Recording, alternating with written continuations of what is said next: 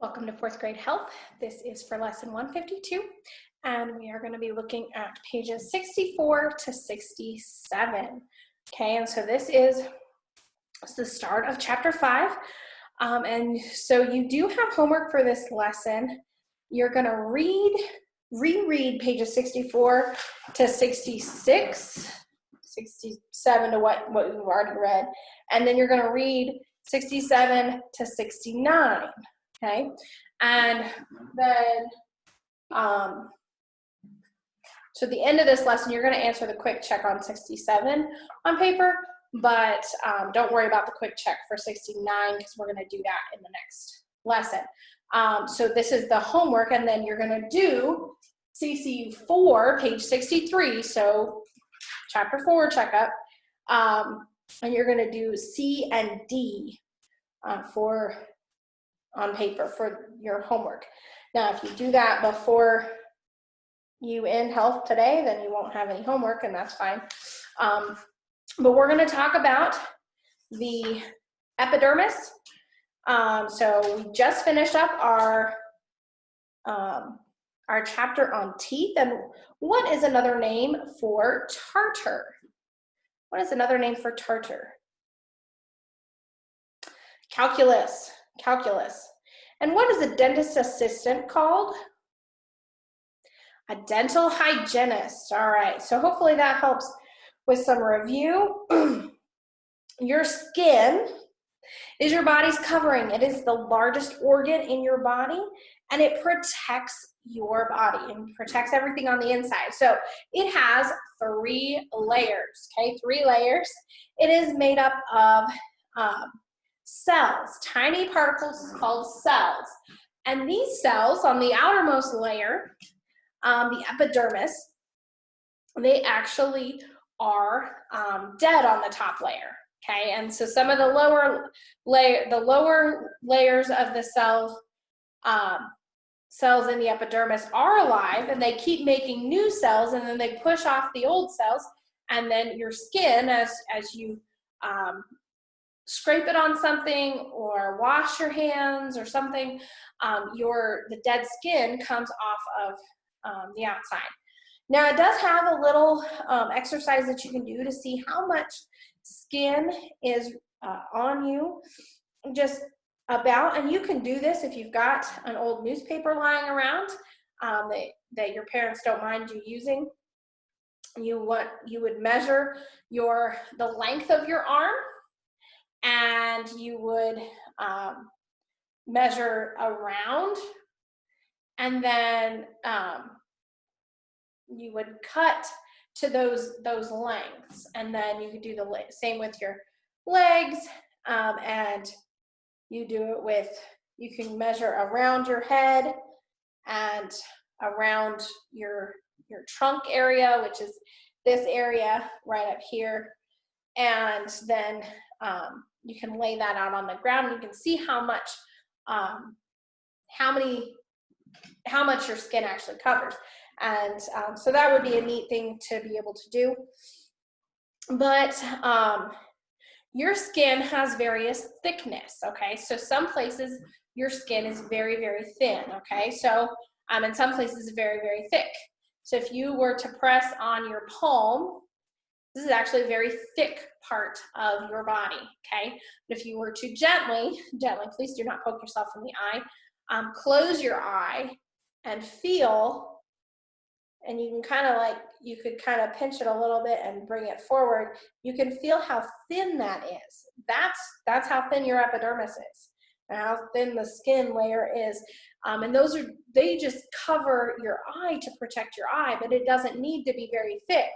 And so when you have an extra thick, hard layer of epidermis, it's called a callus. So you may notice it if you are either first learning to do the monkey bars, or if you take a break, for the winter or something, and you go back to doing them in the summer, and you go to swing on the monkey bars. The first few times you start getting these calluses, right? It's because you're rubbing on that skin right there, and so it forms calluses. They do go away gradually when the rubbing and pressure is stopped. If you are actually doing, when you get older, if you do a job that requires a lot of manual labor, your skin actually has calluses. Your hands may have calluses all the time. But excessive rubbing may cause a blister, and you may have noticed this with maybe new shoes or something. Especially girls, I don't know why they notice it the most, but like at the back of your heel, you may get a blister. And so the best thing to do is to carefully wash it with warm soapy water and then cover it with a Band-Aid. And it needs to be a sterile Band-Aid. So if it's in the paper covering, it is sterile, it's free of pathogens. They have sterilized it with heat before they sealed it. And so you need to put a good Band-Aid on it. If the blister is broken, you should watch for signs of infection, okay? So most of the time we don't want to pop a blister. There are a couple times when you do want to, and we're going to look at that, but your signs of infection are redness, swelling, pus, and throbbing pain, okay? And so when there are signs of infection, you want to get that taken care of and put some antiseptic on that, and then clean it really good, put some antiseptic on it, and cover it with a Band-Aid.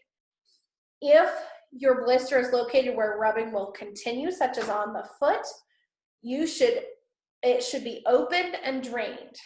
After the blister is carefully washed, clean a needle with an antiseptic, and that's what I had said before, such as rubbing alcohol or hydrogen peroxide.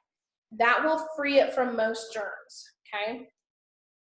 And so then you prick one side of the blister with the sterilized needle and gently press the opposite side to force out the fluid, but don't remove the skin, okay? And then afterwards, you clean it really good, put a sterile Band-Aid on it.